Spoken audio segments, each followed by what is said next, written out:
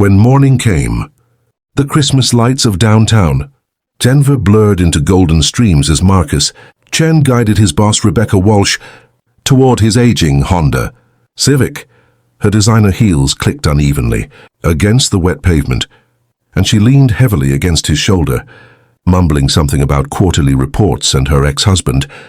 Marcus had worked for Rebecca for 3 years at Walsh Marketing Solutions, but he'd never seen her like this.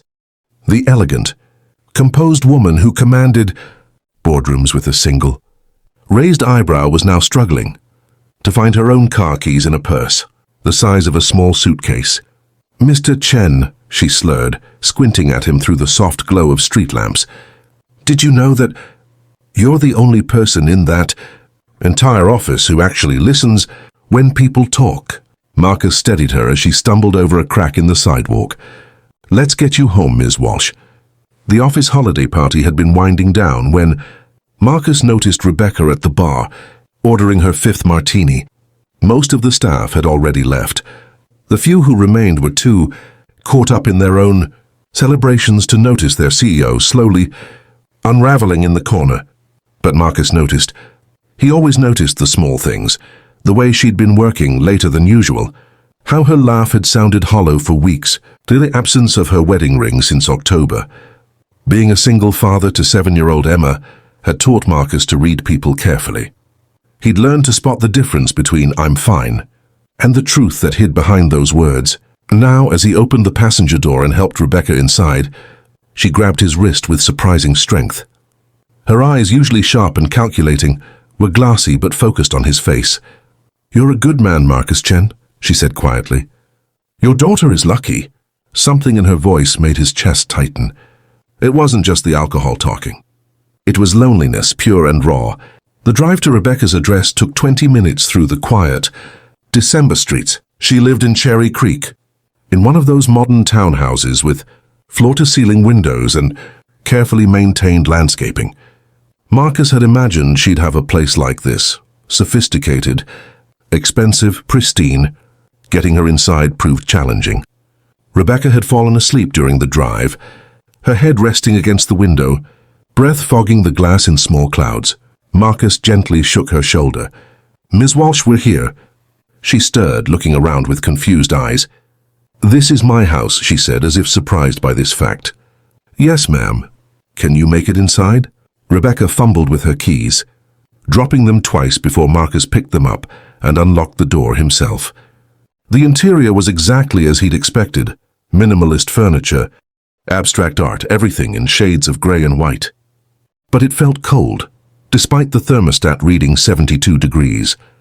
There were no family photos, no cluttered mail on the counter, no signs of life beyond the basics. Marcus helped Rebecca to the large sectional sofa in the living room. She collapsed into it with a sigh that seemed to come from somewhere deep inside her soul. "Thank you," she whispered. "You didn't have to do this." "I know," Marcus said, finding a blanket draped over a nearby chair and covering her with it. He set a glass of water on the coffee table beside her, along with 2 aspirin he'd found in her kitchen. "But it's what decent people do." Rebecca's eyes were already closing. "Decent," she repeated softly.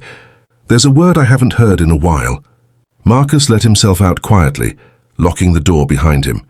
As he drove home through the empty streets, he thought about the contrast between Rebecca's immaculate, lonely townhouse and his own cluttered apartment where Emma's drawings covered the refrigerator and her toys. Created obstacle courses in every room. His life might be chaotic and exhausting, but it was filled with love. He wondered when Rebecca's had stopped being. The next morning arrived too early. Marcus woke to Emma jumping on his bed, her dark hair flying everywhere. Dad, it's snowing." "Real snow." Marcus groaned and checked his phone. 6:30. He had exactly 1 hour to get Emma fed, dressed, and to her friend's house before heading to the office. His head felt heavy from too little sleep, but Emma's excitement was infectious. "All right, Snowflake," he said, using his nickname for her. "Let's make some breakfast." By the time Marcus arrived at Walsh Marketing Solutions at 8:45, he'd mentally prepared himself for an awkward day. Rebecca would either pretend nothing had happened, or she'd be mortified and distant. Either way, their professional relationship would shift into uncomfortable territory. He settled at his desk in the creative department, trying to focus on the campaign layouts that needed finishing before the holiday break. But his mind kept drifting to Rebecca's words in the car, the loneliness in her voice, the empty house. At 9:30, his desk phone rang. "Marcus, Chen," he answered automatically. "Could you come to my office, please?" Rebecca's voice was calm, professional, no hint of a hangover or embarrassment. "When you have a moment." Marcus's stomach tightened. "Of course, Ms. Walsh, I'll be right there." He took the stairs to the executive floor, giving himself time to prepare for whatever was coming.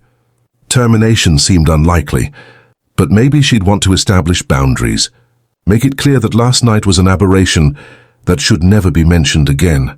Rebecca's corner office had windows overlooking the city, now dusted with the snow that had delighted Emma so much. Rebecca stood by those windows, her back to the door, wearing a navy suit that looked freshly pressed. Her hair was pulled back in its usual neat twist. "Close the door, please," she said without turning around. Marcus did, his heart beating faster.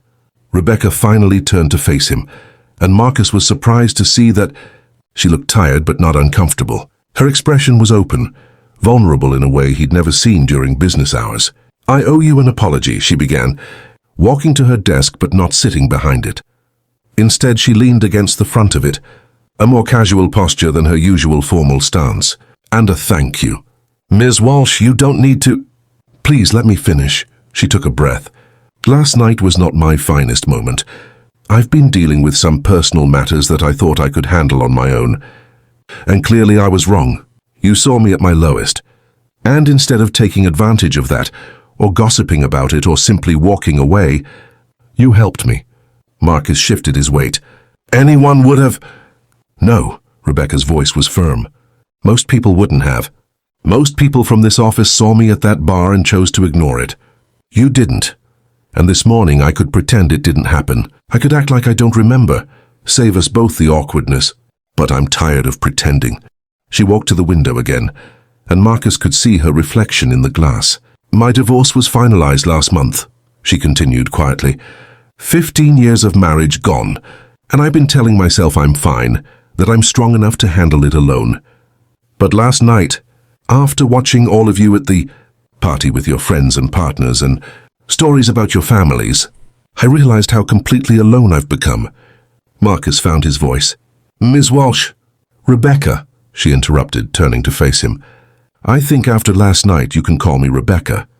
"Rebecca," Marcus said carefully. "Being alone and being lonely aren't the same thing. You have people who care about you." "Do I?" She smiled sadly. "I have employees who respect me. I have business associates who find me useful. But friends? People who would drive me home when I'm making a fool of myself? People who would listen without judgment." She shook her head. "I've spent so much time building this company that I forgot to build a life." Marcus thought about his own life, the play dates he organized for Emma, the other single parents he'd befriended at the school, the community he'd carefully constructed after his wife had left them 3 years ago.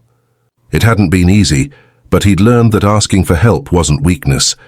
"It's not too late," he said. "To build one, I mean." Rebecca studied him for a long moment. "You know what struck me most last night? When I was rambling in your car, I mentioned your daughter, and your face completely changed. It lit up, even though I was drunk and you were probably exhausted.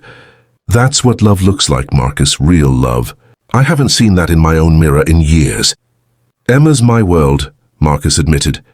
"But that kind of love isn't exclusive to parents. You just have to let people in." "Is that what you did?" "After your divorce." Marcus was surprised she knew about that, but then again, Rebecca probably knew more about her employees than she let on. After my wife left, I had to," he said honestly. "Emma needed stability, and I couldn't provide it alone. So I learned to ask neighbors for help, to accept invitations to birthday parties, even when I was tired, to be vulnerable enough to admit I didn't have all the answers. It was terrifying, but it saved us both." Rebecca nodded slowly, seeming to absorb this. Then she did something that surprised Marcus completely. She smiled, not her professional boardroom smile, but something genuine and warm. Would you like to get coffee sometime? She asked. Not as boss and employee, just as two people who could maybe be friends. Marcus found himself smiling back. I'd like that, though I should warn you. My schedule revolves around a 7-year-old's soccer practices and sudden demands for pancakes. That sounds infinitely more interesting than my empty townhouse and frozen dinners, Rebecca said. Then she paused, her expression turning more serious. Thank you, Marcus, for last night, for this morning, for not letting me hide behind pretense. I won't forget it. I know you won't, Marcus said simply. That's what makes you different. As Marcus returned to his desk, he felt the weight of the morning lift. Sometimes helping someone wasn't about grand gestures or dramatic rescues. Sometimes it was just about showing up, about choosing connection over convenience, about remembering that behind every professional facade was a person who needed kindness. Outside, the snow continued to fall over Denver, blanketing the city in quiet white. And in a corner office on the 10th floor, a woman who'd forgotten how to ask for help was finally learning that she didn't have to face everything alone. Some endings, Marcus thought, were really just beginnings in disguise.